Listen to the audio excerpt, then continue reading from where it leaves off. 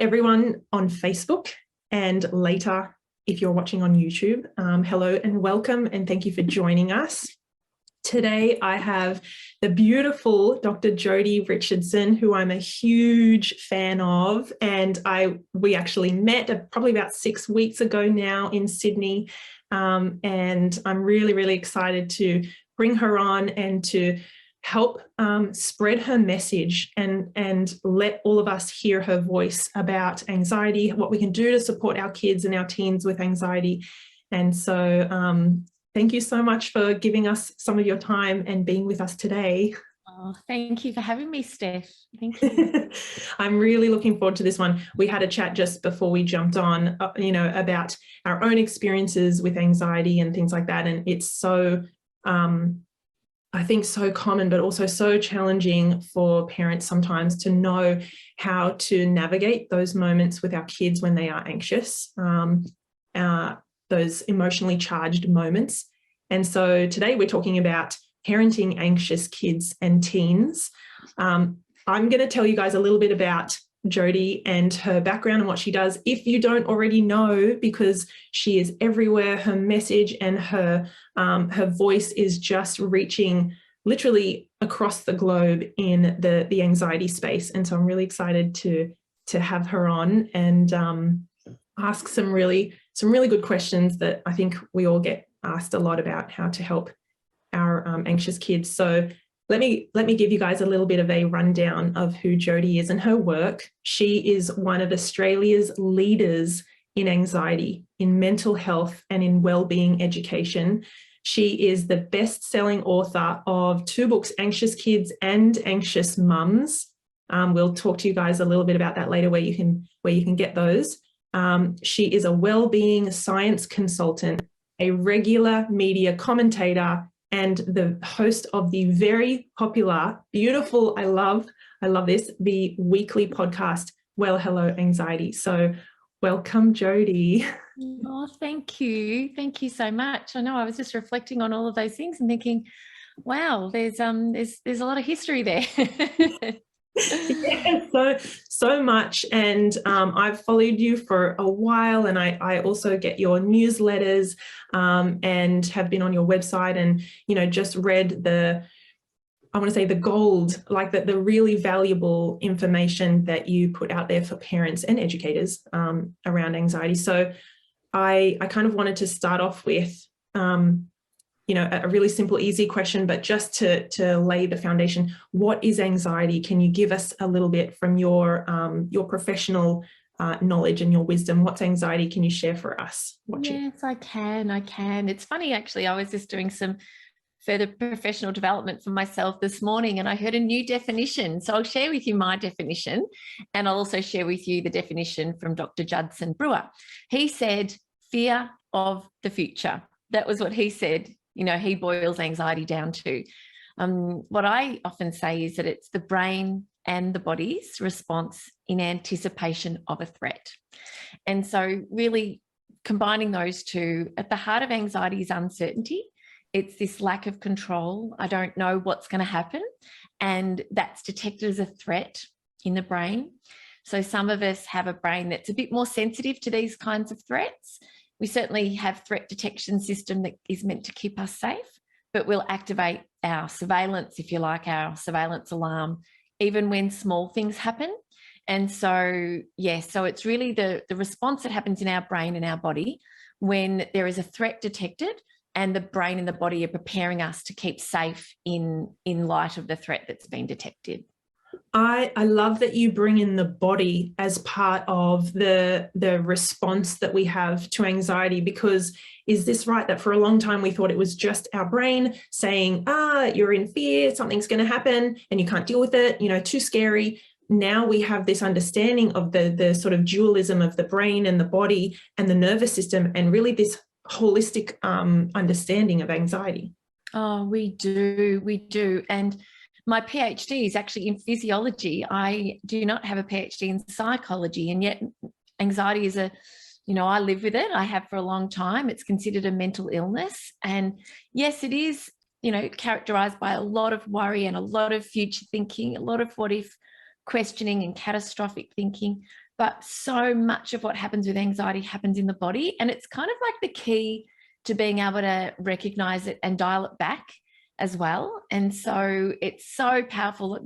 We know through the vagus nerve, which starts at the base of the skull and extends past major organs into the heart and into the face and into our gut, that the two are just so interconnected that they really operate as one. So yeah, it's a really big part of my work is actually talking about what happens in the body, because that's the first kind of signal often to us that we're feeling anxious in the first place. Yes. And so I've heard you say that anxiety is contagious. What do you mean by that? Yes. So no doubt in your beautiful work, you've spoken a lot about emotional contagion, and and we're really programmed for this. So as parents or as teachers, as caring adults, it makes sense that when a young person in our care is distressed, that if we were indifferent to that, we wouldn't be motivated to do anything. So it makes sense that this contagious nature of emotions, anxiety being an emotion, it sort of helps motivate the parent or the caregiver to be wanting to do something to make a difference for the young person, because we're kind of mirroring what they're experiencing.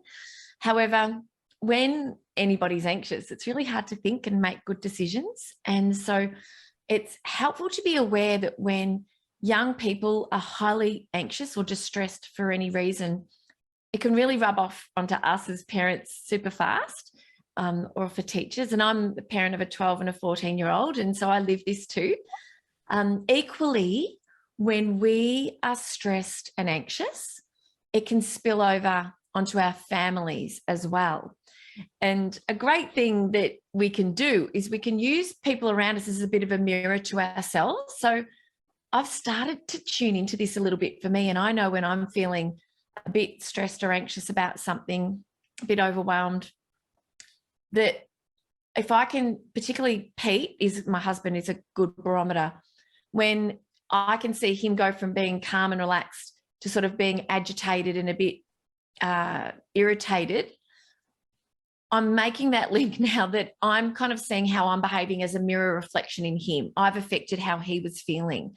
And it goes both ways with parents and children. So it's really important to be aware of, because that way when we kind of see it coming in our kids, we can put things into practice to keep ourselves grounded and in a state where we can actually respond in the ways that will really help our kids to feel supported and to help ultimately to settle the anxiety down. But we don't get it right all the time. So if we see our child is having, if they're in a challenging situation and their anxiety is building, is it impossible for us to try and calm them and regulate their nervous system when we are building ourselves? Oh my goodness. One of my podcast guests, she said one of the most powerful things that we can do for somebody who's anxious in our company is co-regulate. And that means we need to be able to regulate ourselves, which simply means being able to be aware of what's happening with our own physiology, our own emotions, and sort of settle. And then, our sort of calmer brain can help to calm the person that we're with. And it's so interesting. Jessica Maguire does amazing work in the area of the vagus nerve. And she was so lovely. One of the things she said to me was, because I've got lots of expression lines, my friend Emma calls them. As I smile, despite living with a mental illness, I thrive with anxiety. I'm happy a lot of the time. It's been a tough morning, to be quite honest. But she said to me when she met me, she said, Jodi, you look like a good co-regulator because of the expressions on my face. And she said all of those lines, it was a nice compliment for wrinkles, show that the expression on somebody's face can be threatening or can be calming. And our vagus nerve connects into our face. It's the soothing sound of our voice, the expression on our face, the prosody of our voice, that all of these, our posture, all of these are sort of non-verbal ways, or obviously it's verbal when it's our voice, but other ways are non-verbal that help us to share our calm. And I thought it was lovely that she said that. I thought, I feel good about all my wrinkles now. I'm a good co-regulator. It's hilarious. You're like, oh, thank you. I'll just get some more. Yes. I love, that made me think, sharing our calm. I love that. I'm going to like write that one down. It's such a beautiful way to, I think, conceptualize how we can co-regulate and help our child or teenager to come back into this sort of state of regulation. You know what I mean? I don't talk about this too much, but I was a speech pathologist for 10 years before I moved into emotional intelligence. And so we learned all about the head and the neck for speech and voice and fluency and swallowing and things like that. And I've forgotten all about the cranial nerves and the vagus nerve until I learned about emotions and the polyvagal theory and all the stuff we're talking about now. I think that episode with Jessica, is one of my favorite. I've probably listened to it two or three times, especially when I'm driving. And I think a lot of us parents, is this right? We don't realize the effect that our facial expression, our tone of voice, and our body language, all those nonverbal cues, like we can say, it's okay, you're fine, I'm here. Or we can say, it's all right, you're fine, you're okay. We can say it very differently. And I think we don't realize. That's it. Oh my goodness. And sometimes, we don't. And what happens is when we get really wound up and stressed and anxious, there's the part of the brain that really helps us to regulate and think rationally and make good decisions. It's the part of the brain that's, really under construction for our young people for a long time. That really goes offline. And this is why young people, when they're highly anxious, struggle to learn, take on board new information, make connections between previous knowledge and new knowledge and developing their schema. And it's why a lot of my work is done with schools. But it's the same for us. We know when we're in a panic or we're really highly stressed, we just can't think straight. And what our kids need from us when they're highly stressed and anxious is for us to be able to be in a place with ourselves where we can respond. We don't react. And what you said before about you're okay, that what that kind of response can do. And I've done it, I'm not coming here from my, my high horse or my, glass palace, ain't no palace. But, we don't get it right all the time with our kids. But when we get it wrong, it does create a beautiful opportunity for us to come back and say, look, I'm really sorry about the way I reacted before, and share a little bit about, what we would like to do differently, and then reconnect. But yeah, when we can share our calm and we receive the message that is being delivered to us on a plate by our kids when they share their distress with us, if we can let them know that we receive that message by recognizing it and letting them know that I can see that this is really hard for you right now. But the default is often to want to say, you're okay, because the distress of our children makes us feel distressed and we don't like it. And sometimes what they're, crying or upset or distressed about seems so irrational as well. It can seem like, we use this word in our house, redonkulous, we just go, oh my goodness, like I don't say that when the kids are upset, but it's sometimes we can sort of think to ourselves, oh my gosh, what an overreaction. But their truth is their truth. And when we can say, oh, I can see that you're having a really hard time, or I can see that you've scraped your knee and it's really hurting. I can see that this is really painful for you. Then that's like saying to the child's like, oh, somebody sees me, somebody hears me, rather than us saying, classic, rub some dirt on it, get up, you'll be right, don't worry about it, I've done worse, and rub some dirt on it, classic, huh? Someone once said to me, they used to hear from their parents, but did you die? Like, well, I know, and I think some, a lot of, and there's we don't know what we don't know. It's so important for us to remember that when we learn something new, we can sometimes go, oh goodness, you know, what have I done? What damage have I done? Well, no, you've done the best you can with what you've had.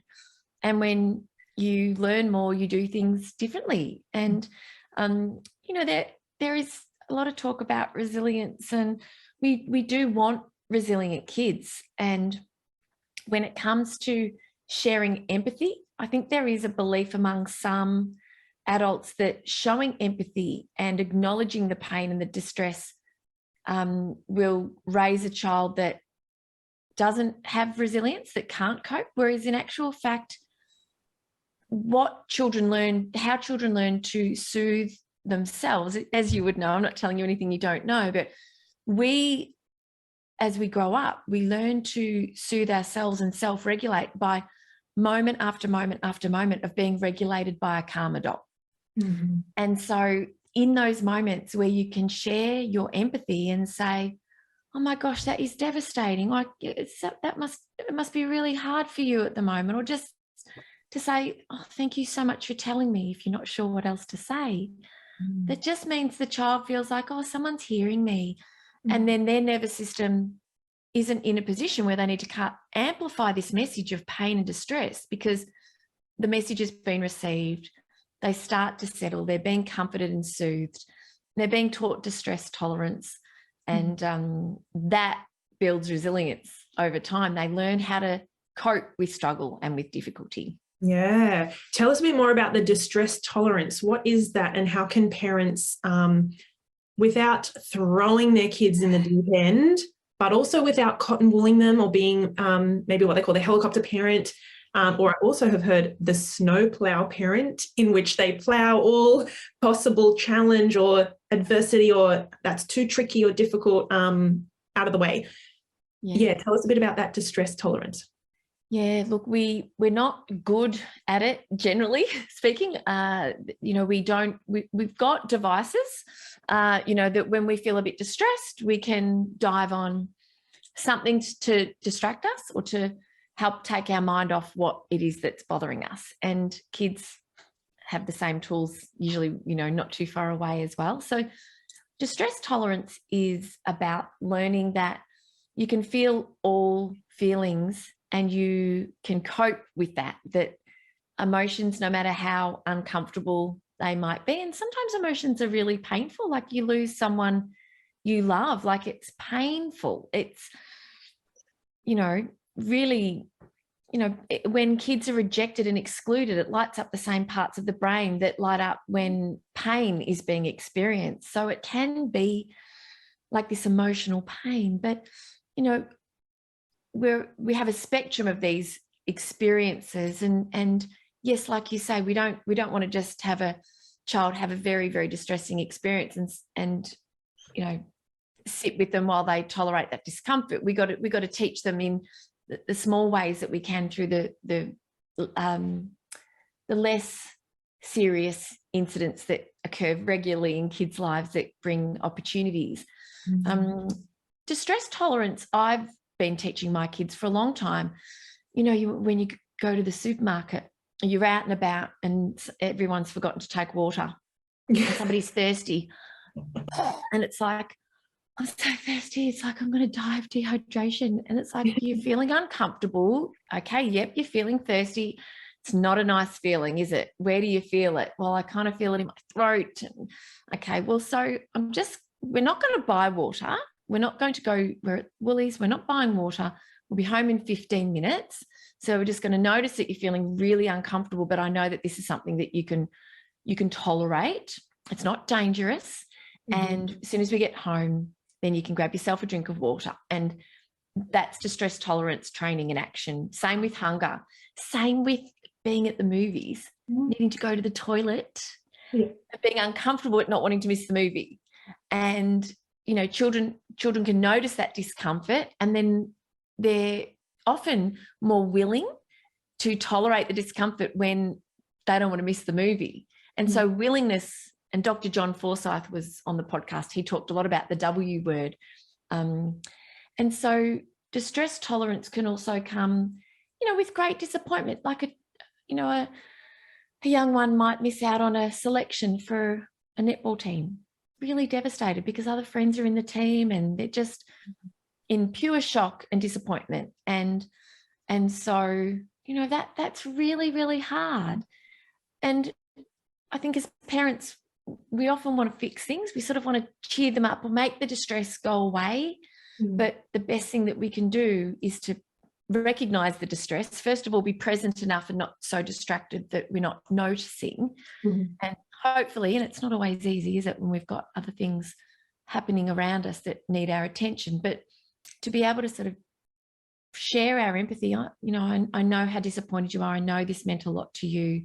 I know that this is really hard, and just sit and comfort, give them a big hug, sit next to them without the need to try to cheer them up or somehow make it better by, or we'll apply for another team. We'll make our own team, or, just that kind of, okay, well, this sucks. This is hard. And yes, it is. But we also know that we know as adults, we don't need to say this to kids in the moment, that emotions when experienced will pass more easily than emotions that are denied.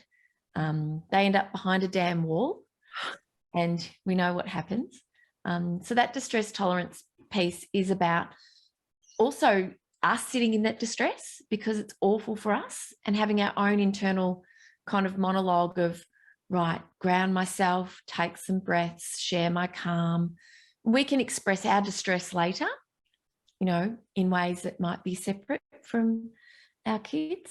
When we're upset and it's our own distress, we can choose how much of that we show our children as well. But the willingness to sit with uncomfortable feelings and to go, I feel so disappointed, just to label it, it's huge.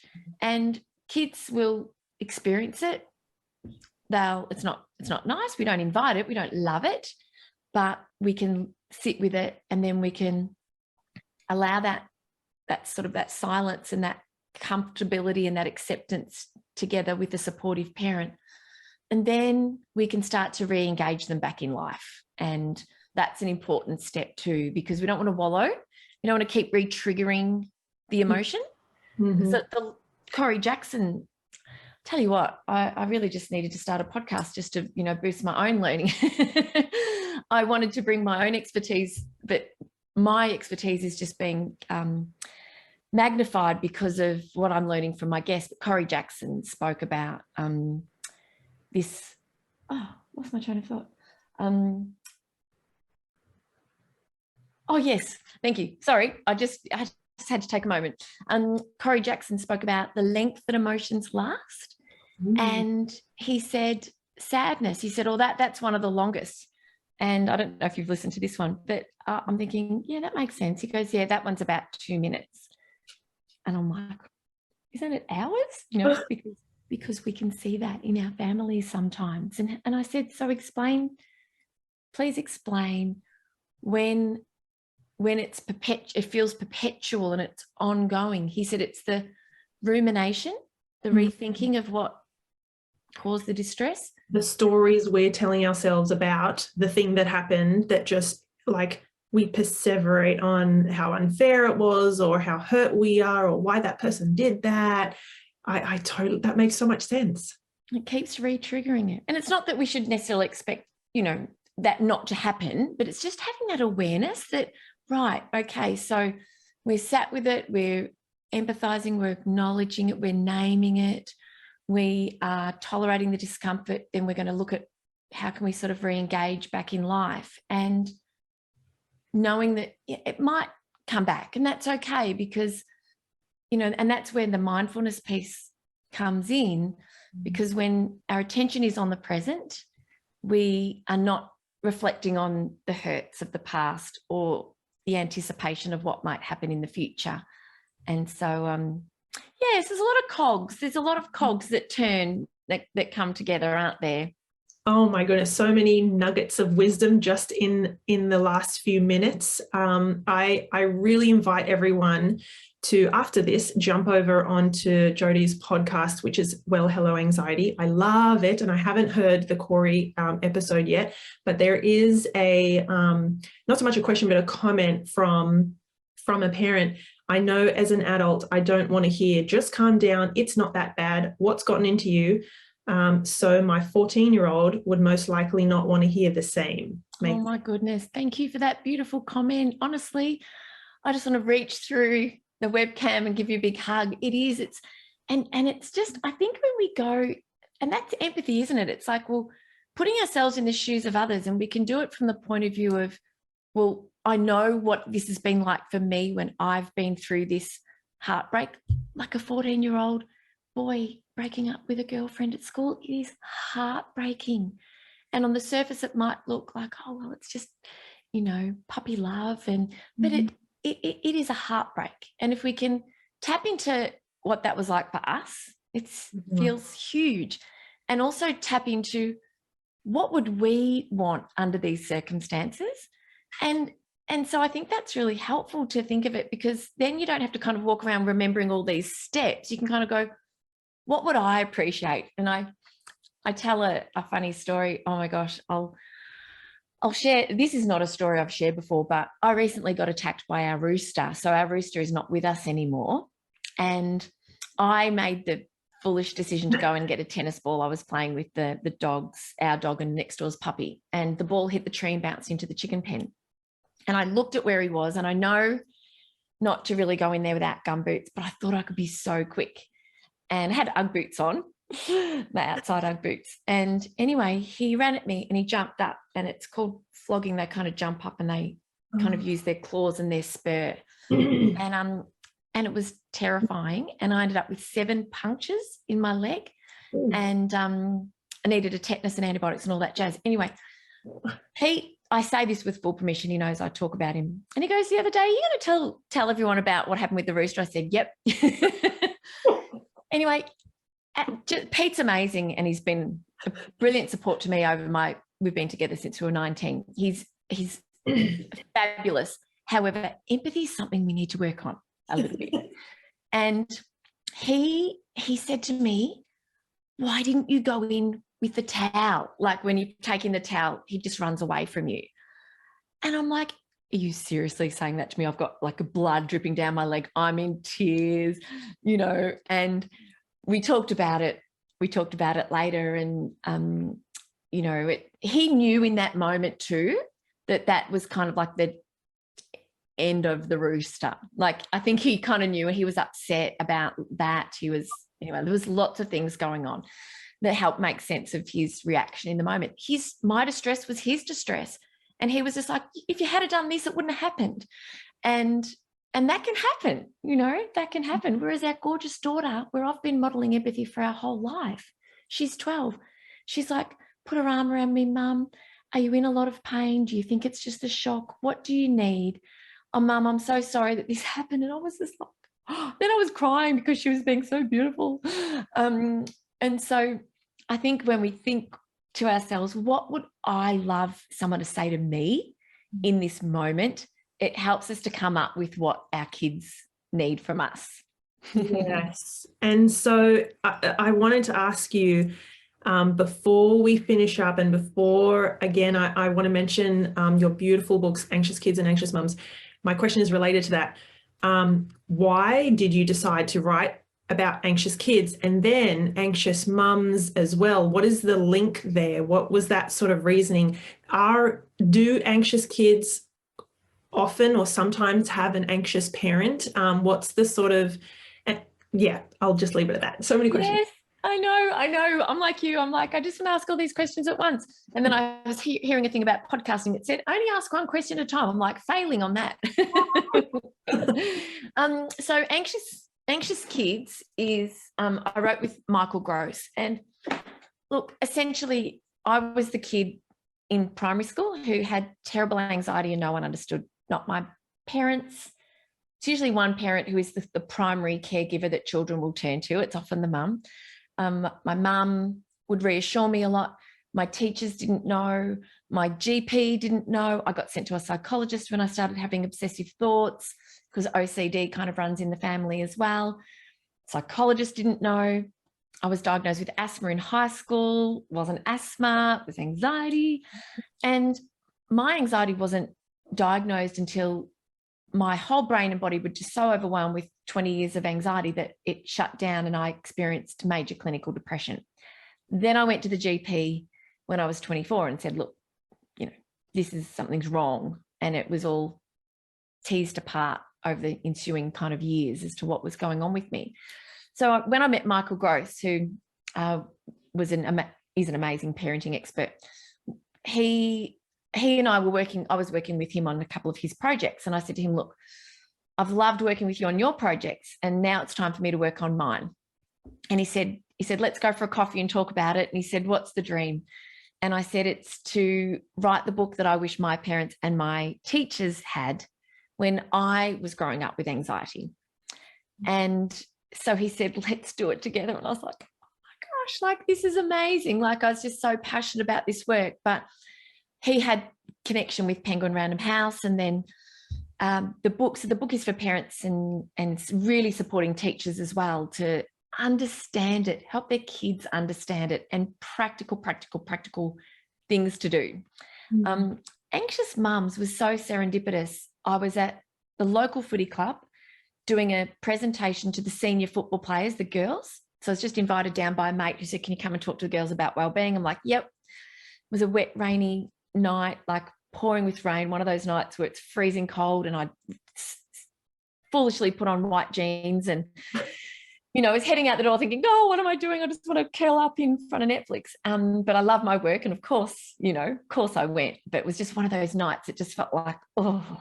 Anyway, it was just one of the most unbelievable experiences that night in the most unlikely of places, the local footy club. And I spoke to the girls about performance anxiety and about the Goldilocks zone for anxiety and about sports science and performance and mental health, and shared a bit about my own story. And as it turned out, crash, my daughter's at home, something just crashed. As it turned out, one of the women in the audience, one of the mums, she's a colleague of my publisher in Sydney. And she came up to me after and she said, you have got to write a book for mums. You've got to. And she said, and I'm going to email Sophie and suggest to her that this is the next book for you. And so on it went, and I wrote Anxious Mums, and which looks like this. So that's a lot of my own, I guess, my own discovery, but just again filled with so much practical knowledge, because I live with it. I'll always live with it. I'm medicated for my anxiety. I have a serious enough anxiety disorder that I take medication, and it's helpful for me. It's not helpful for everyone. But lifestyle makes a huge difference. There's so much that we can do. And there are thinking skills that are really powerful that we can learn for ourselves and teach our kids. And so, yeah, it's just a joy to be able to share it. It's just a joy. I just love how open and honest and vulnerable and real you are, as an author and a speaker and a clinician, and, really letting people hear your story, your practical strategies and tips and things like that. As parents, we need this information, and I'm in one way so thankful for the internet, because now, your message can spread literally to every corner of the globe. So I want to say such a huge thank you for you, not just to come on today and share with us, but for the books and the wisdom that you're sharing there and your podcast. Tell us a bit just before we finish up about Well Hello Anxiety. Why did you start that? And obviously, where can people tune in and listen? Oh, yes, I started it. So any podcasting platform, pretty much, all, Spotify, Google, Apple, there's lots of different platforms, but you're pretty much available anywhere. And if for whatever reason you don't have a podcasting platform where you can find it, it's on my website as well. Pandemic, being Victorian, living through lots and lots of lockdowns, it was just indescribably difficult on our mental health in our own family, on like mine personally and lots of people I knew and schools. And I just sort of felt really moved to do something. What can I do? I was still speaking via this kind of medium, but I just sort of felt really kind of hamstrung that I've got so much work to do, and how can I do it? How can I help more people when we're all so locked down? And I'd mentioned it to a couple of people, and I have a friend who calls himself, Craig Harper, calls himself my unreasonable friend. The unreasonable friend, you know, the one that just gets your butt into gear on things that are a bit frightening, a bit scary and a bit big and overwhelming. And anyway, so long story short, I started. I had to bring my anxiety with me because I was terribly anxious about, it's funny, I could speak to 1,000 people on a stage. It was something about recording it. And I don't know, it was just, sometimes anxiety doesn't seem to be, you know, something that makes sense. But I did it. I noticed and reflected on my own anxiety. I managed it. And my willingness to bring my anxiety with me was really strong because I had this really important thing I needed to do for people. And it's turned out to be such a gift, not only for like people all over the world are listening. It's quite extraordinary. And I get messages all the time from beautiful listeners just saying, thank you. I just understand myself now. Or I've never thought about it like that. And it's called, well, hello, anxiety, because when we run away, we turn our back, when we try to shut it down, we only make it worse. We give it more power. But when we kind of turn around and say, well, hello, anxiety, here you are, here I am, and let's get to know each other a little bit, and let's learn how to live together, then, you know, you drop the struggle. It's like dropping the rope in a tug of war, and all of a sudden you've got a whole lot more energy and a whole lot more freedom, and your hands are free, and your heart's open to be able to go ahead and do the things that you want to do in your life, even if anxiety has to come with you. So it's been a real gift to me. I'm learning so much, of course, because I get to talk to experts all over the world that whose work I admire. And so that's sort of really where it came about. And I'm really proud that I've just celebrated a year of weekly podcasting, and I'll continue. And so every Wednesday the new episodes come out. So please jump on and listen, and let me know what you think. And if there's an episode you want that I haven't recorded, a particular topic, let me know. Oh, wonderful. Everyone, I'm going to put Jodi's links in the Facebook recording in the live after we hop off, and it's also going to go down below if you are watching later on YouTube. All her links will be down there so that you can access her books, Anxious Kids and Anxious Mums, jump on and listen to her podcast, Well, Hello, Anxiety. And also you have a free giveaway, Calm Your Anxious Brain mini course. Can you tell us a bit about that before we finish up? Yes. So one of the things that as a gift to subscribing to the newsletter, you'll get 5 emails, one each day. I think they come out one each day, and some different strategies to help you sort of settle anxiety. Maybe some that you've heard, maybe some that you haven't. And with the newsletter I send monthly, and that's really sharing. That's really sharing some insights into kind of what's been happening, what I've been thinking about, books I've been reading, some of the podcast episodes as a bit of a summary if you wanted to have a look at what's been happening over there. And always a bit of a spotlight on one of my guests. They always share something a little bit about how they manage their own anxiety as well. So that's what you could expect in your inbox each month if you do decide to sign up. Beautiful. I highly recommend that you all jump on and do that. I get your emails.